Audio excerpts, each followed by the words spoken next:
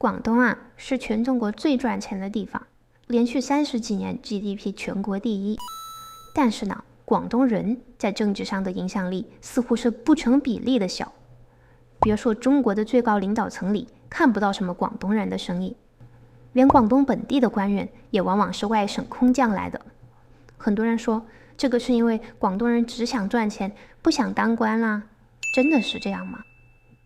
另一方面啊，当我们看到广州街头的年轻人都渐渐不再说粤语了，满街都是电机，香港也越来越像一个普通的中国城市时，很多人会说，这个就是国家经济发展带来的自然同化嘛，很正常。但是事实真的是这样吗？对于这个问题啊，一篇发表在社会学期刊的论文提出了一个颠覆性的答案。这个根本不是什么自然同化，也不是广东人不爱当官，而是因为所谓的汉族内部已经形成了一套隐形但是森严的统治阶级与被统治阶级。像广东、香港这样的经济引擎呢，其实在这个国家权力的金字塔里面属于被排挤的最底层。这么说有根据吗？今天啊，本台就要带大家看看这篇论文的数据。首先，广东人真的是被统治的最底层吗？要理解这个问题啊，这篇论文认为单单是谈语言和文化认同是不够的。真正的统治靠的是什么？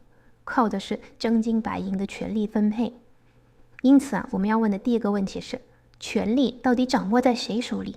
你是广东出生的，跟你能不能进入中国的统治阶层有没有关系？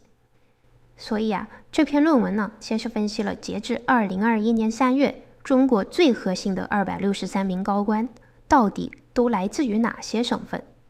高官呢，在这篇文章的定义就是包括从政治局委员到部委首脑，再到各省1、2把手这些重要官员。作者的逻辑是，如果说汉族人当官的机会是平均的，那么广东人口占了全国的8%，这263名高官里面也应该有差不多8%的广东人吧。结果大家能想象吗？广东的这个比例只有可怜的0.95%。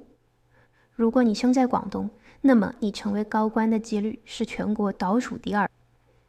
但是啊，这个分析有一个问题，那就是中国的省级行政单位划分是不能代表语言或者文化的。比如说，一个人生在广东，可他可能是南下干部的后代，在大院里面长大，一直说普通话。所以啊，作者又把这263名高官按照语言文化圈重新分类了，也就是不看省份，而是把他们分成了北方官话人啊、吴语人啊、粤语人啊、潮汕人等等。这个时候啊，一张隐藏在汉族标签下的权力金字塔才逐渐浮出水面。金字塔的最顶端呢，是绝对的核心统治者，北方官话精英，在最高层中，这些人占了将近70%。这意味着啊，每3个中国核心高官里面就有2个是北方人。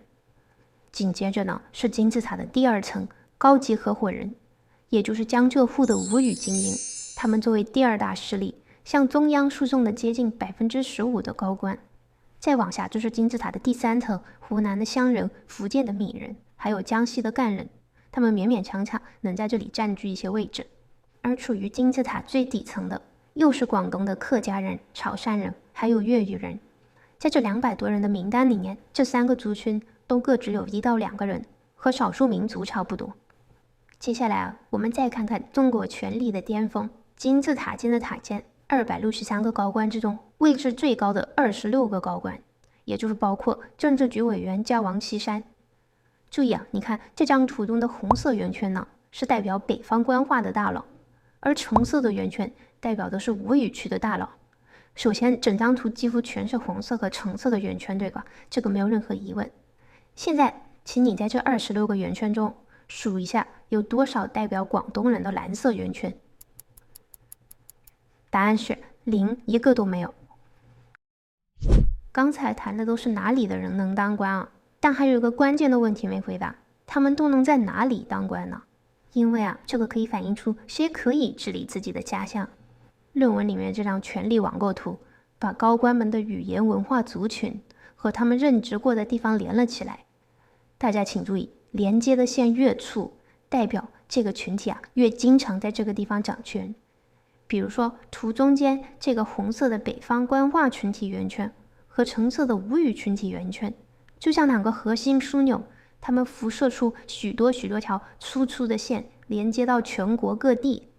这个就说明这两个群体有很多人在全国各地当官。不仅如此啊，你看这个连接吴语精英和吴语地区的橙色线也是非常粗的。这说明啊，粤精英不但参与统治全国，也还能一定程度上参与本土管理。湘人也是一个特别有趣的群体。你看湖南人和湖南之间这条线并不细。论文特别提到，湖南本地的11个最高级别官职里面，有4个曾经或者现在就是湖南人自己当的。我们再看那少数民族自治区啊，比如你看这条连接藏人和西藏的线，连接维吾尔人和新疆的线，都还是比较粗的。这个说明无论是出于什么原因，这些民族的一些人还是能在本地当官的。最诡异的就是广东了，从北方官话群体插过来的线无比的粗壮，但是连向广东人的线却细的几乎看不见。广东和粤语人、客家人之间甚至没有线。论在自己家乡当官的机会啊，是比少数民族还要低。经济上的王者，在权力版图上是最彻底的边缘人。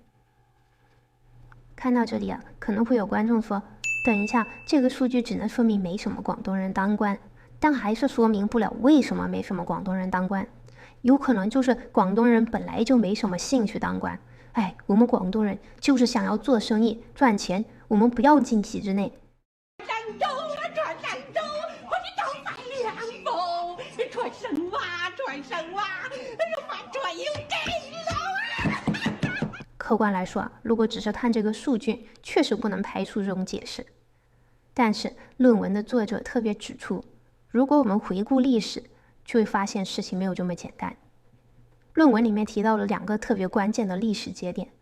第一个是1952年，当时的广东啊，本来是由叶剑英等本土干部主政的，但是经过中央的反地方主义运动呢，广东本土的官员大量被打压，撤换成了北方南下干部。第二个节点是1998年，在改革开放的初期，为了发展经济，中央又短暂的让一些广东本地人当过省委书记了。但是自从1998年谢飞卸任之后，广东的省委书记又全部都是外省官员空降了。而且作为省内最大的群体，从来都没有任何粤语人做过省委书记。这也是一种制衡策略嘛，用省内的非粤语群体去制衡粤语的多数。但是啊，话说回来，既然政治上这么弱势，那为什么广东和香港的经济还能这么发达呢？这就引出了这篇论文提出的一个理论，半边缘内部殖民地。传统的殖民地啊，比如说以前的大英帝国对待印度，是既要剥夺政治权利，又要榨取自然资源。但是作者指出呢，对于广东和香港的内部殖民，则是一种更加高级、更加复杂的经济抽血系统。香港啊，是一方面受北京的约束，另一方面又作为某种吸引外资的金融中心来赚钱。乱七八糟了，我跟你讲，这香港啊，香港要不是中央政府照顾你们香港，完蛋。广东呢，则更加复杂一些。一方面，大量的北方自耕寡头来到广东跑马圈地，利用集中在广东的廉价劳动力积累巨额的财富；另一方面啊，通过巨额的税收转移，中央的政权呢，又将在广东创造的巨量财富直接抽走。这就是为什么广东虽然创造了那么高的 GDP， 但是它自己省内的非珠三角地区，比如说粤东啊、粤西北啊，却一穷二白，因为钱全部都被核心政权抽走了。广东呢，负责搞钱、交税，充当国家经济的发动机，但作为代价，在政治上必须保持绝对的依附性，不能出现本土的政治代言人。香港近年来经历的制度巨变，也是一种帝国核心为了确保这种绝对依附，对一个曾经拥有部分自治权的半边缘领地进入的一场彻底的强制收编。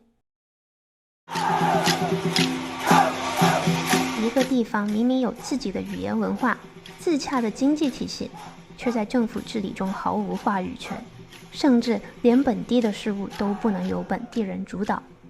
这篇文章将这种现象称为内部殖民。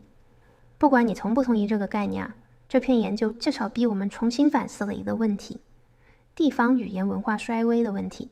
说到底，并不只是语言文化的问题，而是谁更有资格进入权力的中心，谁长期被排除在外的问题。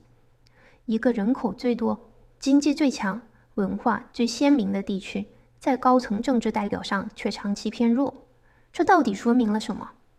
反过来说啊，北方地区出了这么多当官的人，但家乡真的得到好处了吗？到底是什么在塑造中国干部对中国各地的治理方式呢？欢迎在评论区留下你的看法。如果你想支持我们，请务必点赞、分享、订阅。下期再见。